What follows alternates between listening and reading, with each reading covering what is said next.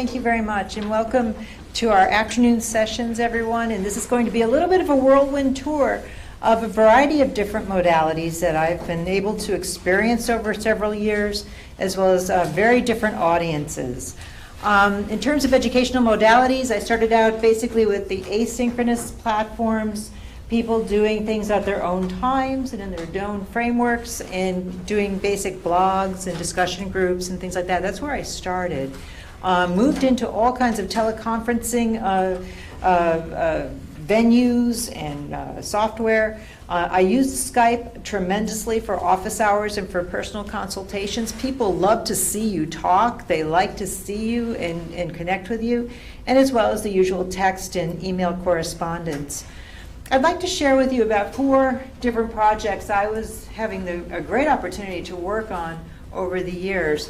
The first one is a joint health economics course that I did with a local college. This was done several years ago when a lot of asynchronous platforms were just starting to be used in terms of looking at it from different perspectives and different schools doing things at the same time.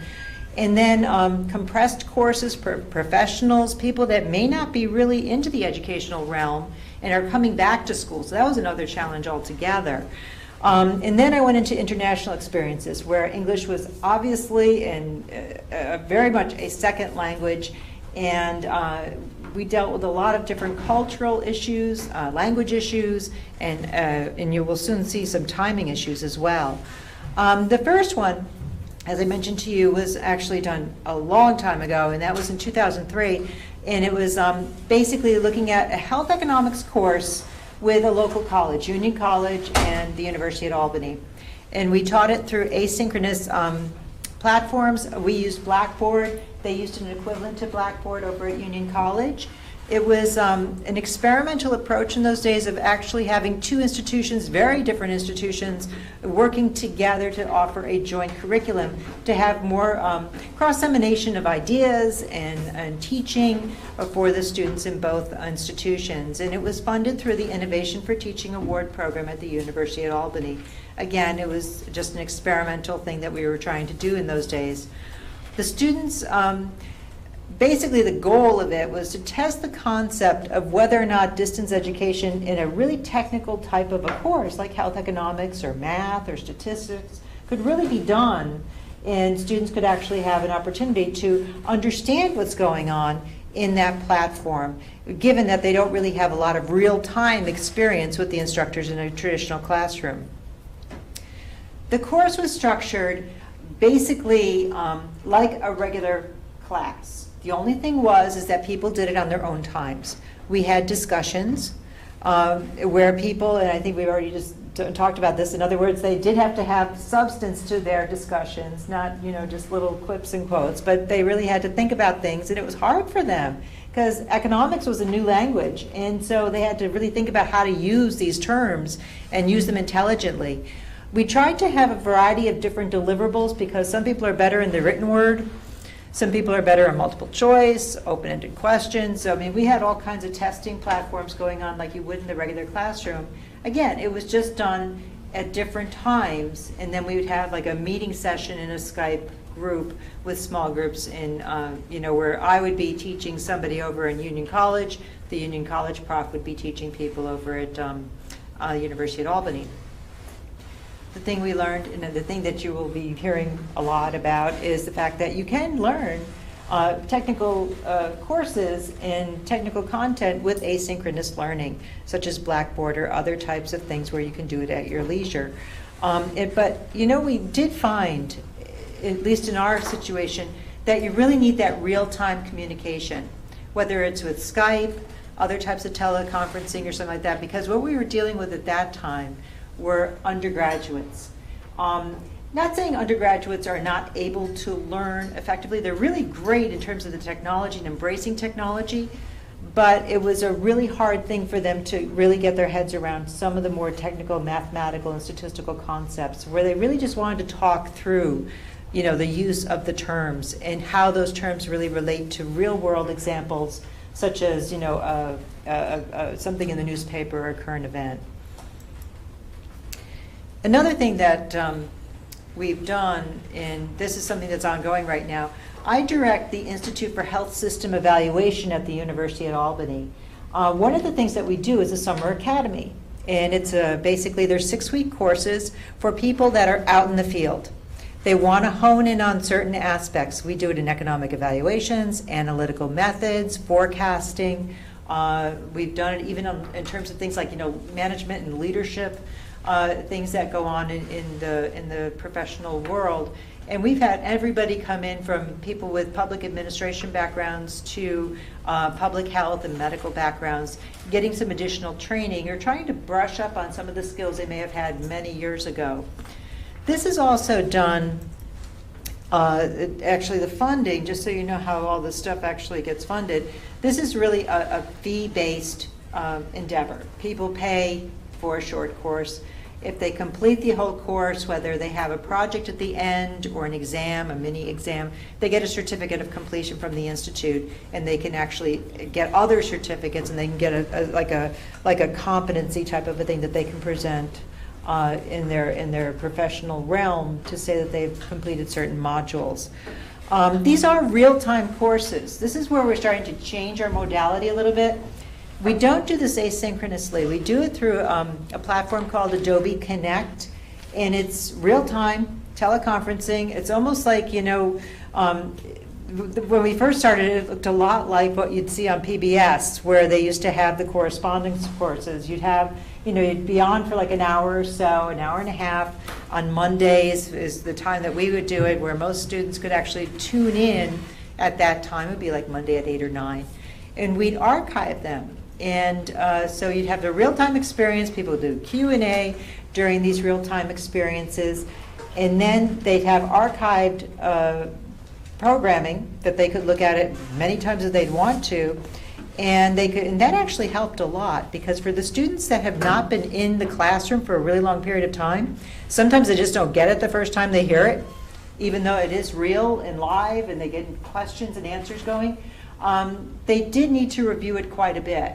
And then they would come back, and we'd actually have what we call office hours, where we have individual Skype sessions or other sessions in Facebook or FaceTime rather, and people could actually call in or, you know, get online and start talking to us about various things.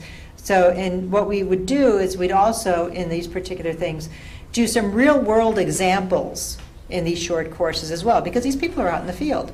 They have real issues and problems that they're trying to grapple with these new tools. We'd actually offer, again, a personal consultation that we do from a distance perspective on something that they're actually working on in their jobs, so that they could apply some of these tools to something that would be really, truly meaningful to them. This has been unbelievably successful. Students have, you know, we don't have really huge classes because because the personal consultations and stuff take a lot of time, as well as, you know, actually having people have enough opportunities for Q&A during the sessions. We try to cap these courses at 25. And I think that works with us very well, because many of these things are, again, quantitatively intense, dealing with a lot of econometric issues, dealing with data sources, things like that might be fairly foreign to some of these students, that it helps very much to keep the classes small. We did experiment with very large classes on this, and I had, you know, like other assistants working with us to try to have almost little laboratory sessions. It was hard, and I'd be more than happy to hear if other people have other experiences with it, but when I went over 50 students to like 50 to 60 students and try to do this, it was really, really difficult to keep everybody in tow. I think it might be the subject matter, it might be my own limitations in terms of structuring the course, but this is something that I think, you know, the MOOCs can do it. I don't know how well they do it, but it didn't work as well for us with a large student body. But what we did learn in the short courses for people that are returning to learning is that, again, the theme here is real-time opportunities. For us, we really needed to have those Skype, FaceTime sessions, and the idea of bringing in telecommunication, the idea of Adobe Connect, using that as a platform and archiving those particular sessions was invaluable. The personal consultations were wonderful for returning students because it really hit home for them the utility of what they were learning. They weren't learning for a credit, they were learning for a competency in a particular area. So that was really important for them. And the idea of being able to review lectures in real time, hearing the professor talking again, and they can, really listen to the words and how those definitions are done, sometimes resonates a lot better than having it in the written word, as we saw with the asynchronous learning. At least for us, that worked very well. So we decided to take it on the road. And what we started with was a modest expansion into the international realm. What we did is, through the Institute, we provided lectures in health economics in Latin America, in South America, in Costa Rica, and at CES University in Colombia. And those things were funded basically through educational exchange programs. Researchers going back and forth. I traveled back and forth several times with people. We did a lot of outreach. There was a lot of educational exchanges. And people wanted to hear the rest of the story. I mean, they really, kind of missed each other when we weren't together working. So we started having these lecture series. And so the lectures in health economics, and also how health economics feeds into health administration, so we're branching out into other areas again, were delivered again through a teleconferencing. This was much more, it wasn't Adobe Connect because these countries didn't have that capability that was that reliable, so we used it in traditional video conferencing with the camera's in the room, you're there, talking at the board or whatever you're doing, and you have, it looked like a traditional lecture hall type of a feel to it. Again, though, people did have opportunities for real-time Q&A. The lectures could be archived. It was just a completely different technology that we used. I didn't like it as much because I felt it was a little bit kind of remote for me, and I couldn't get my hands around the screens and talking and the chats and stuff like that as much as I could with Adobe Connect. But it worked very well. The lectures were in English. I do want you to be aware of that. This was not done in Spanish. Language, so therefore language in this sense could be a barrier. We did have to have, most of the students there did have English as a second language. Some of them had English as a first language and they just moved to Costa Rica or Colombia for the work, so that, this was not that big of a deal.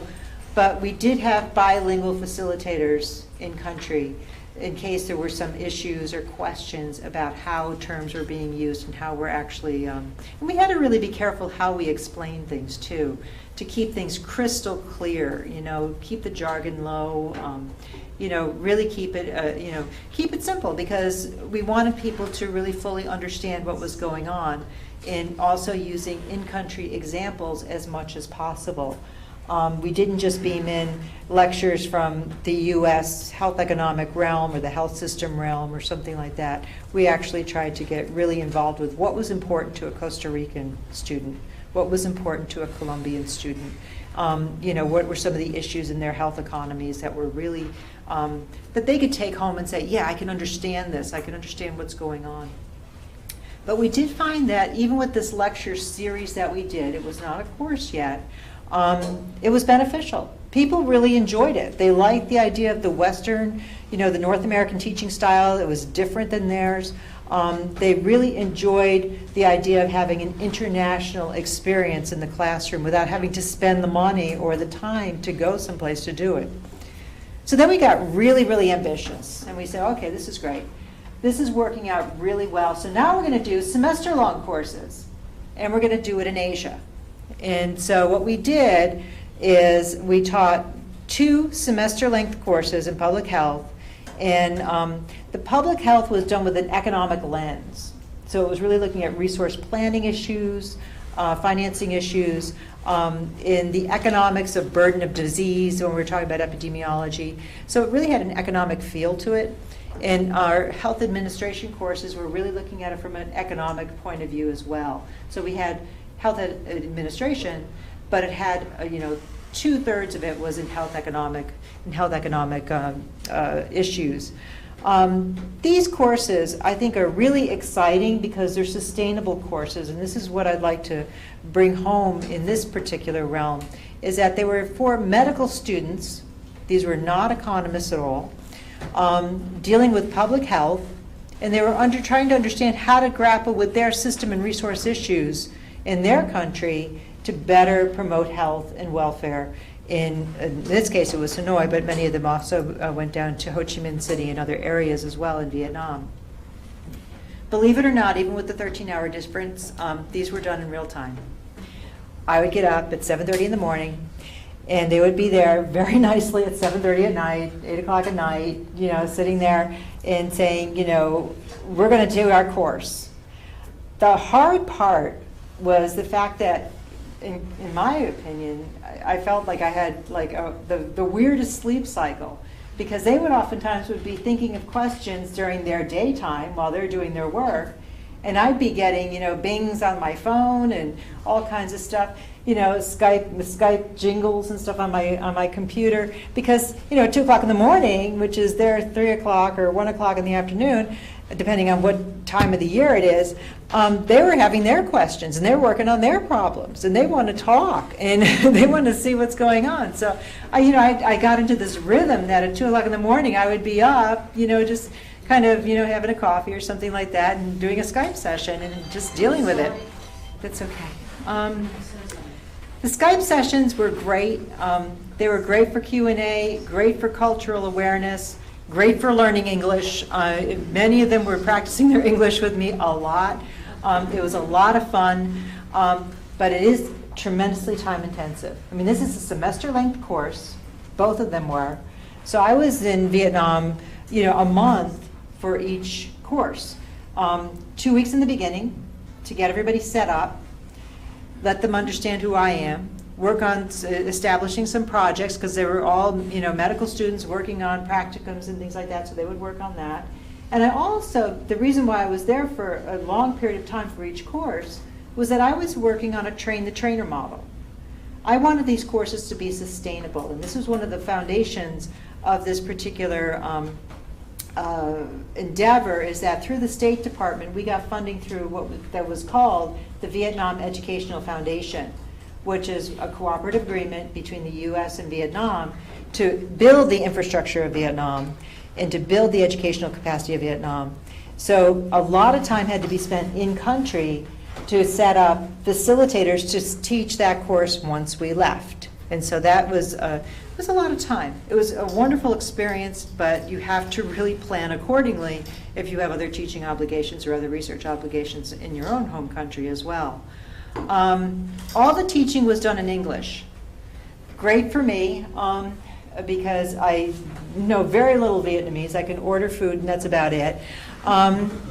But the students, they did want to learn English because many of them wanted to go to the West for other types of degrees and stuff like that. They wanted to learn the Western modality of teaching. It's very, very different than in Asia, because we're way more interactive in our teaching styles than the Asian model, which is mostly a lecture and more of a passive recipient of information. And so I jarred them every time when I went over there, because I would go around the room and get them in groups and work with them. And then they also had to do discussions online and in sessions, through Adobe and Skype and our asynchronous platform. And it was, at first I had tremendous resistance from these students to do anything, because it was just so foreign to them that somebody would ask them their opinion in a large group, and they had to actually produce a lot of results. They were very used to getting their homework, doing that, and then presenting it to the instructor off the classroom. So it was really different. But they were game, and they really worked very hard with me, and it was very beneficial. And we were invited back to teach 2 courses. So both of them worked out very, very well. And I'm proud to say that Hanoi Medical University was able to keep their facilitators in tow and keep the funding going so they can still offer these courses themselves, which is great, because it was a great experience for them, the medical students, to get public health and to get health economics under their belt. The lessons learned in the international experience is that language is a barrier unless you have good facilitators, good translators, and very active students that are willing to take that next level and go into English. It's a time-consuming effort with, for a month in country for both courses. In the Asian realm, if people have sleep problems, I would say do not do this. It's a challenge. But overall, the students had a wonderful experience. I had a wonderful experience. It was a great win. So what are my wrap-up? What are my take-homes for distance education? Distance education is that asynchronous platforms are useful, but from our experience, whether it's local, through the Institute and short courses, or if it's way far abroad, you really need that real-time component in there. I felt that I did. For the technical aspects. They really wanted to talk through some stuff that they couldn't do in emails, they couldn't do in papers. They really wanted to hear a voice talk to them in the language of economics. I am a proponent of train-the-trainer models. I think that's important, that we continue the legacy of teaching in these modalities to others so that they can take away from that, and that everybody learns from these experiences. I'm constantly learning more about distance education and the different things that work. I'm bringing in more film technology in my distance world to bring in real-life examples. Still working internationally on a lot of this stuff. I enjoy that, and I think students get a good experience too, especially if you bridge the gap and have some of our domestic students work with the internationals in these courses as well. So that's all I have to say. Thank you very much for your attention.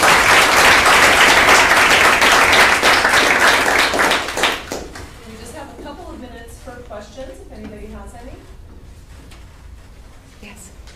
Thanks so much for the wonderful presentation. And my question was the first presentation, how you describe your students. I'm wondering what their background is, the participants of the first one, and then whether the selection process is very important in terms of the experience they bring on board. Because I don't think I quite got to that, and if you can highlight on the selection process in order to get the right people on board, just because you talked about the experiential approach to what you want them to achieve. Oh, absolutely. There was a selection process, especially for the international students. For them, they definitely had to have English as a strong second language, and they had to be, well, how should I want to say, open to new teaching experiences. I don't know exactly how the survey was done at, let's say, Hanoi Medical University in terms of, who they actually selected in. I know they had more applicants for that course than they had people in slots to actually fill the lecture halls at those times. But they really had to be people that were into a Western type of educational approach, and were planning to do some additional education in the West, whether it's in North America or Europe. Many of them were doing that, so it was like a training ground for them to see if they could handle that kind of teaching modality. Locally, selection process, we were really open. Whoever really wanted to take the course, we were just, full disclosure. This is what you're going to have. If you want to join, that's great. We had very few people drop, by the way, which I was pleased. Any other questions? On the order of magnitude on the Vietnam grant, was it low six figures, medium six figures? You recall off? Absolutely, sure. I will just tell you the amount. It was $120,000. That was for the 2 courses. For 1 year? For 1 year. Uh-huh. Yeah, and that was, it was all brought to the University of Albany. Hanoi Medical University had to come up with their own funding, matching funds, and it was funded through the State Department. I see. I think we have one more question. No? Okay. Well, thank you so much. Thank you.